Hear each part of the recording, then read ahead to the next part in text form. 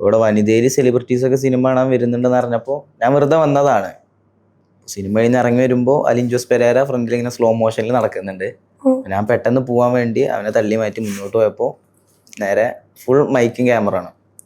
അങ്ങനെ വന്നതാണ്. അപ്പൊ അതിന്റെ ഇടയിൽ കയറി പെട്ടതാണ്. അതെ അതെ. ഓക്കെ, അപ്പൊ അവരെന്താണ് ചോദിച്ചു തുടങ്ങിയത്? അല്ല, സിനിമയുടെ റിവ്യൂവിനെ ചോദിച്ചു തുടങ്ങിയത്.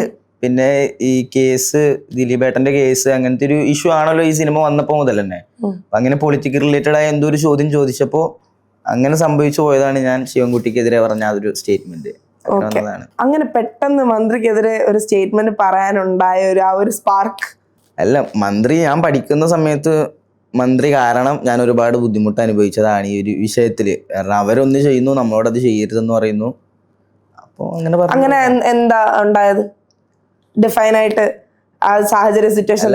അങ്ങനെ ചോദിച്ചു കഴിഞ്ഞാൽ ഞാൻ ഒരു ദിവസം സ്കൂളിൽ നിന്ന് ഉണ്ടായ റീസൺ ആണ്. ഞാൻ മുമ്പ് പറഞ്ഞതാണ്, ഒരു ഇന്റർവ്യൂവിൽ പറഞ്ഞതാണ്.